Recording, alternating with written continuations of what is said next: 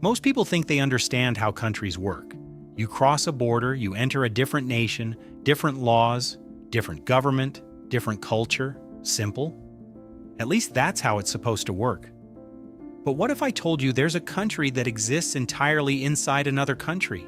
A nation completely surrounded by a different nation. No coastline, no direct access to the outside world. No way to leave without crossing a foreign border first. At first, it sounds like a mistake on a map, something that shouldn't exist. And yet, in the middle of southern Africa, there is a country that does exactly that. A place so unusual that many people have never even heard of it. This is the story of Lesotho, the country trapped inside another country. And once you understand how it happened, you'll realize geography can be stranger than fiction. Most maps don't do Lesotho justice. When people look at Africa, their attention usually goes elsewhere. Egypt, Nigeria, South Africa, Morocco. But hidden entirely within South Africa's borders lies Lesotho, a sovereign nation surrounded on every side by another sovereign nation. Not partly surrounded, not almost surrounded, completely. It is one of the very few enclaved countries on Earth. And unlike many unusual political borders, this one isn't the result of some recent conflict or diplomatic agreement. Its existence goes back much further. To understand Lesotho, you first have to understand its mountains. Because mountains changed everything. Lesotho is often called the Kingdom in the Sky, and that's not just a poetic nickname. The entire country sits at a remarkably high elevation. In fact, Lesotho is the only independent country in the world where every part of its territory lies above 1,000 meters above sea level. Think about that for a moment. Every village, every road, every town, every person lives at elevations higher than many famous mountain regions elsewhere. This geography made the region difficult to control, and throughout history, difficult places often become places of survival. In the early 19th century, southern Africa was experiencing enormous upheaval. Conflicts between groups were reshaping entire regions. Communities were displaced. Power structures shifted. Violence spread across the landscape. During this period, a leader named Moshoeshoe I emerged as one of the most remarkable figures in African history. Rather than relying purely on military strength, he combined diplomacy, strategy, and geography. He understood something many leaders overlooked. Mountains could be as valuable as armies. His people established themselves in naturally defensible highland areas, places that invading forces struggled to reach, places where survival became possible, places where Lesotho itself would eventually be born. What fascinates me about this story is how often geography shapes history without most people noticing.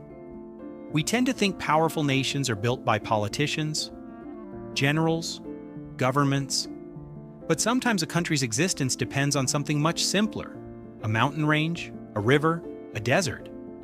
In Lesotho's case, the landscape itself became a shield, and that shield helped preserve an identity that survives to this day. As European colonial influence expanded across southern Africa, pressure on the region increased.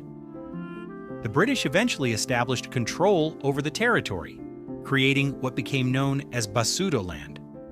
Yet even under colonial rule, the distinct identity of the people remained remarkably strong.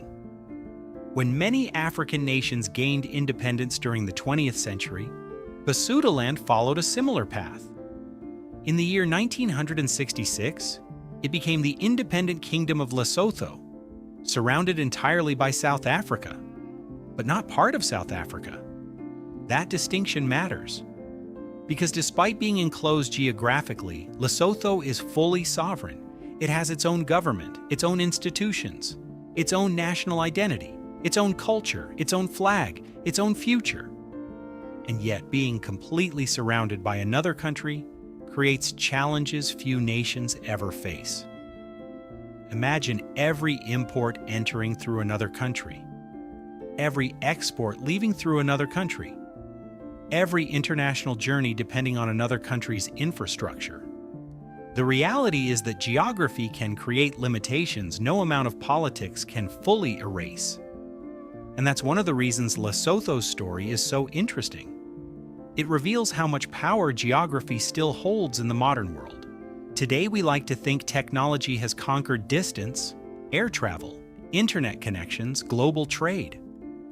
But some geographical realities never disappear. Being landlocked is difficult.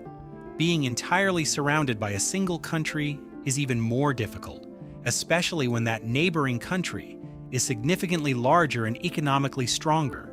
South Africa has a population many times larger than Lesotho's. Its economy is vastly bigger. Its influence dominates the region. As a result, Lesotho's relationship with South Africa is unavoidable.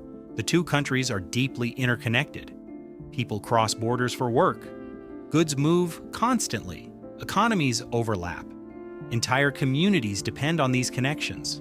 And while some outsiders describe Lesotho as trapped, that description isn't entirely fair. In my view, it's more accurate to say Lesotho exists in a permanent partnership with geography, a partnership it never chose, but one it has learned to navigate. The mountains that once protected the nation still define it today. Many roads remain challenging. Some communities remain remote. Infrastructure is often more difficult to build than in flatter regions, but the same mountains that create challenges also create beauty, spectacular valleys, dramatic landscapes, some of the most breathtaking scenery in Africa.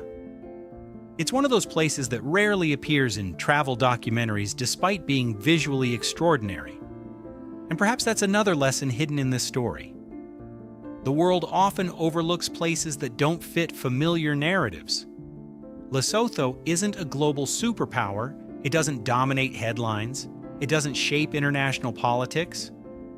Yet its existence challenges assumptions many people never question. Because when most people imagine a country, they imagine freedom of movement, open access to the outside world, direct connections to neighbors. Lesotho breaks those assumptions completely. It proves that nations are not always shaped by convenience. Sometimes they're shaped by survival, by history, by geography, and by the determination of people unwilling to disappear. In a strange way, that's what makes Lesotho remarkable. Not that it exists inside another country, but that it continues thriving despite it, against the odds, against geographical logic, against expectations. As the sun sets across the mountains of southern Africa, life continues in the kingdom in the sky. Children walk home from school. Farmers work the highlands. Communities carry on much as they have for generations. And hidden within the borders of a much larger nation remains one of the world's most fascinating geographical anomalies. A country completely surrounded by another country, a place that shouldn't feel possible, yet somehow does. And perhaps that's what makes geography so endlessly fascinating. The closer you look at the map, the stranger the world becomes.